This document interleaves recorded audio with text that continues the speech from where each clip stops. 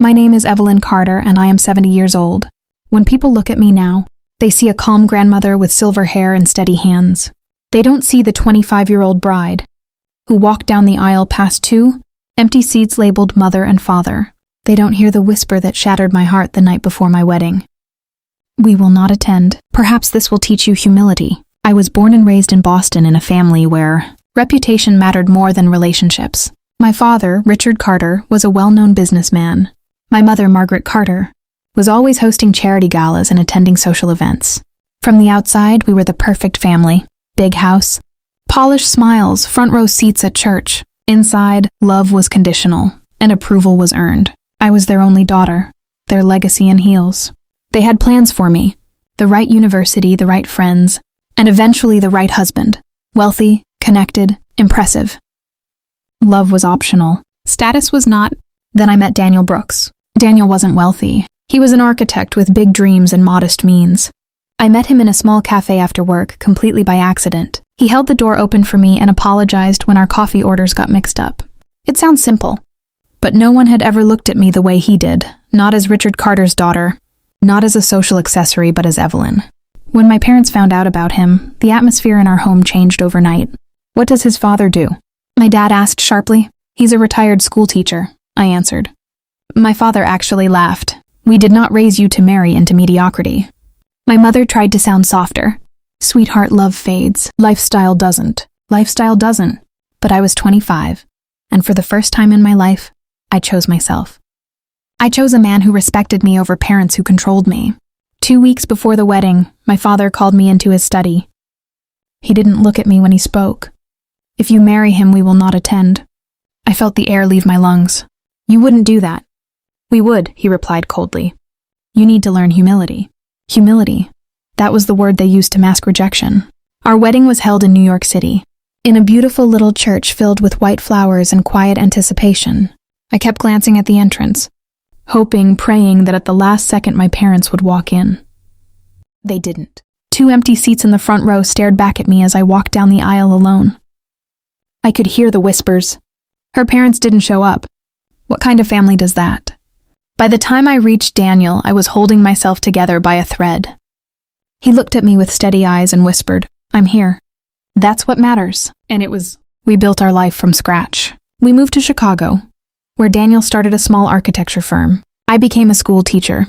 The early years were hard, tight budgets, sleepless nights, secondhand furniture. But our home was filled with laughter, not pressure. When our first son was born, my parents didn't call. When we bought our first house, they didn't congratulate us. When Daniel's business finally took off, they remained silent. For 20 years, they erased me. Then one evening, there was a knock on the door. I opened it and found my parents standing there, older and smaller than I remembered. Pride had aged into something brittle. Can we come in? My mother asked. They sat in our living room, glancing around at the home we had built without them. My father cleared his throat. We need help, he said. Their business had collapsed years ago. Debt, investigations, tax issues. The empire that once mattered more than their daughter was crumbling. Before I could respond, Daniel quietly left the room and returned with a file. He placed it gently on the coffee table. Before we talk about help, he said calmly, we need to talk about this. Inside were documents from a loan taken out over 40 years ago, in my name. My social security number, my forged signature. The date matched the year before my wedding. I felt sick. You used my name? I whispered. My father's voice trembled. We were desperate. Daniel's calm never broke. You committed fraud. If this had surfaced, she would have been legally responsible. And suddenly everything made sense. They hadn't skipped my wedding to teach me humility. They had distanced themselves in case the scandal surfaced. If the loan was discovered, I would be the rebellious daughter who had cut ties. The blame would fall easily on me. You didn't abandon me to teach me a lesson, I said quietly. You erased me to protect yourselves. The case went to court in Boston. Forensic analysts confirmed the signature wasn't mine. Records revealed the deception. The story even made a small column in the local paper. The man once admired for his business acumen was now facing fraud allegations involving his own daughter. The judge asked me if I wanted to pursue full prosecution. I looked at my father, older, diminished, no longer the towering figure of my childhood. I want accountability, I said.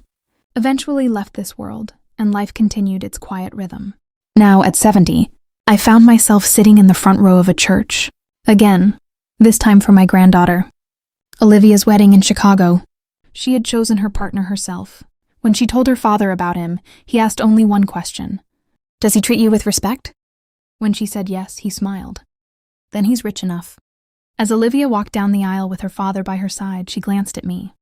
I nodded, tears in my eyes, but these were different tears. There were no empty chairs this time. No silence. No punishment disguised as parenting. Daniel squeezed my hand and whispered, "We broke the cycle." And he was right. My parents tried to teach me humility by withholding love, but true humility isn't forced through shame. It grows through honesty, accountability, and grace. I lost my parents the day they chose pride over presence, but I gained something greater, a husband who stood beside me when others walked away, children who learned that respect matters more than reputation, and a granddaughter who will never have to choose between love and family. If someone leaves you to teach you a lesson, remember this: love doesn't punish. Love shows up. On my wedding day, 2 chairs were empty, but the man who mattered was standing right in front of me, and in the end, that was enough.